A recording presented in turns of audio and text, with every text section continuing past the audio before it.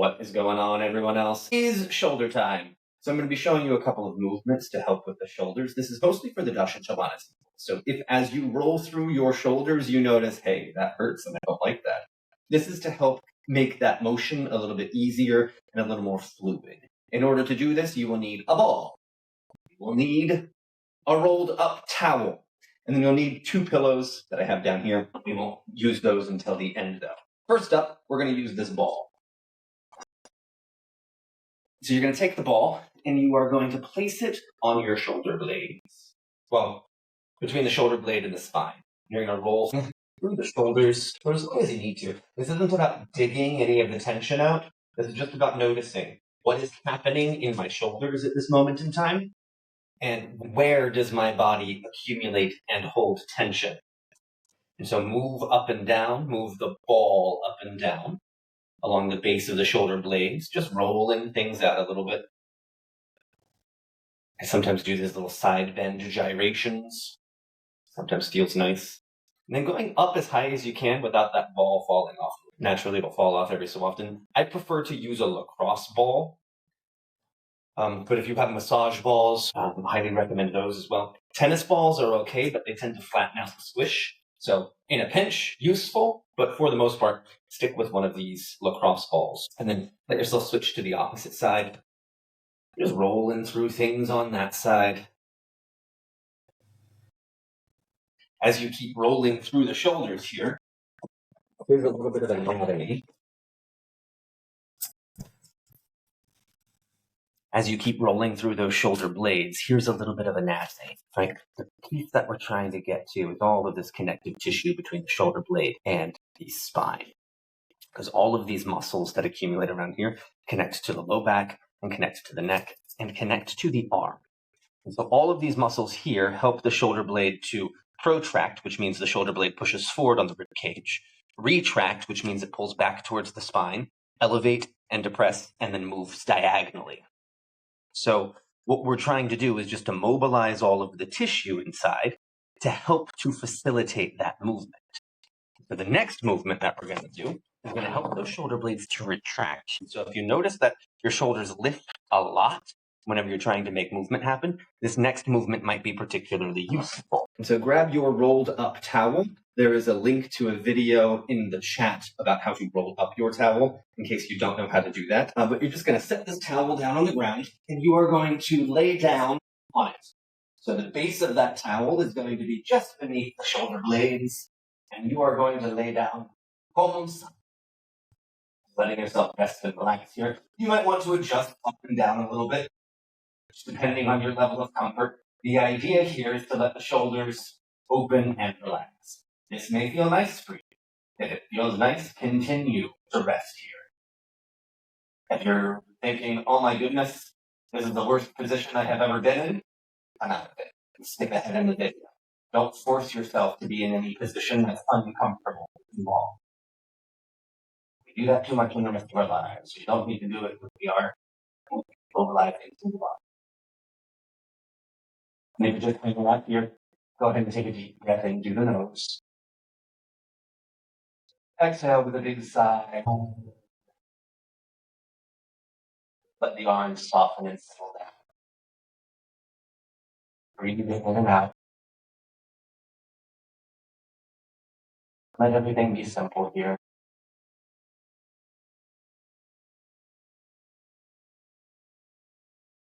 But stay here for as long as you need to. Right? Especially when you first start doing something like this, there's 2 different mindsets that can manifest. One is for people who have particularly active minds. Oh, they'll think, oh my gosh, I have to move or else everything's going to end and I'm going to start thinking things I don't want to think. For those individuals, a little bit of movement can be useful. And then there's another realm of thought where this is the first time that I'm laying down and resting and relaxing. This feels nice. I never want to move ever. Let yourself rest and relax here. And then after 10 minutes, after 15 minutes, after days, give yourself permission to move. So you need to pause the video. But as you like, for this next movement, arms come down by the side, palms facing down. So let the arms lift up towards the head and then move back down towards the hips. And as you move the arms up and down, you want to reset at the end of every movement. So arms come all the way down, let yourself have a moment to rest, and then lift the arms back up. This isn't about getting the arms over the head. This is about noticing the relationship between the arms and the rib cage. As the arms move over the head, does the rib cage want to flare up towards the ceiling? And if you notice that flaring upwards, can you move the arms in a smaller range? Letting the arms move in a small enough range of motion where there's no movement happening in the base of the rib cage. We want the arms to help to mobilize. And the rib cage can sometimes help out. We just want to encourage the arms to do their job. And so as soon as you notice that rib cage flaring or lifting up, reset. Let the arms come back down. And then you will notice over time it gets easier to go further. At first, there can be a temptation to push down through the rib cage. Don't do that. Just let yourself move in that range of motion that's easiest for you. That's simple. Because it's useful to get to know where your body is actually at. After some time, you can work with holding different aspects of the body before now. What is useful is just getting to know your body. You feel free to play with this for as long as you like. We've got one more movement after this. Let the arms down, around, fall down to the floor. Taking a deep breath into the nose. And exhale with a big sigh. Just noticing yourself. Notice how you feel. Again, only moving in ranges of motion that are comfortable. If any of that caused any pain, don't move into that range. There might be a small range of motion where you feel no pain. Move in that range. Always let that easy movement be your best.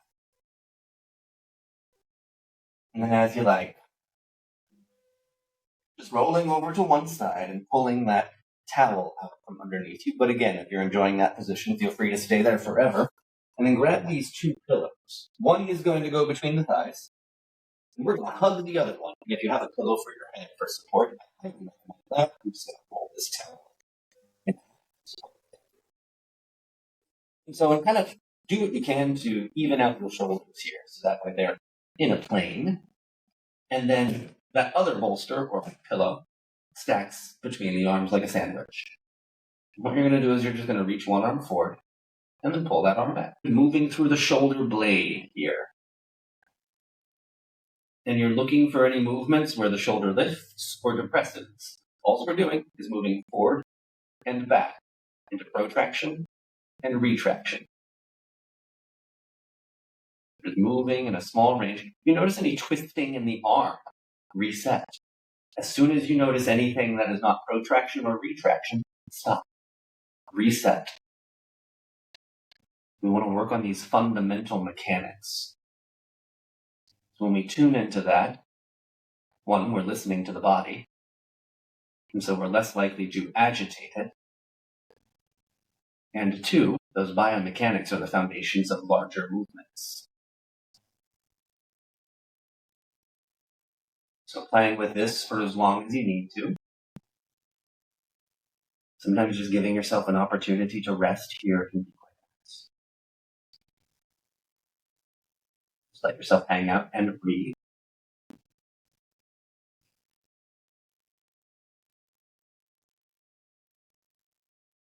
And moving as much or as little as you need to.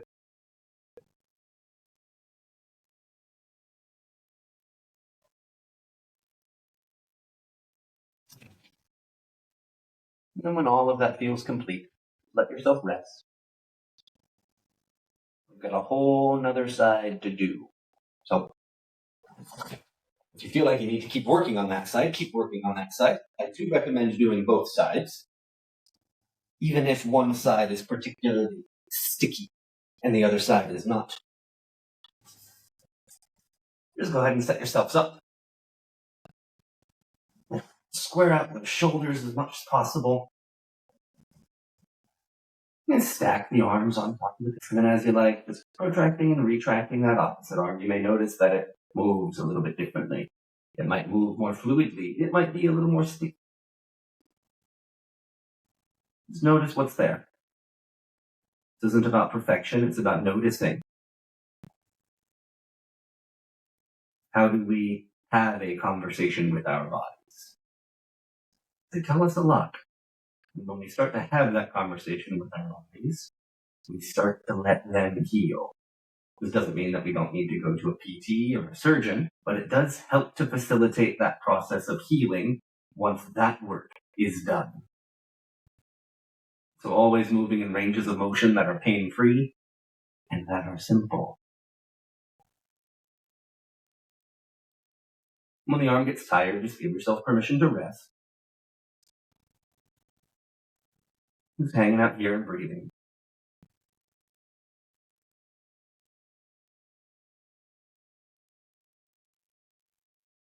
And doing this as much or as little as you need to. And when you feel like you have done that enough,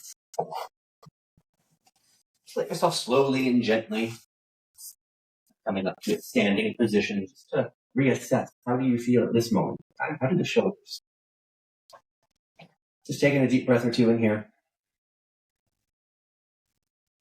Hopefully that was something that helped to loosen those shoulders up. If there's any thoughts or questions, feel free to post them down in the comment section. But until the next time, wish you a happy and healthy exploration of your shoulders.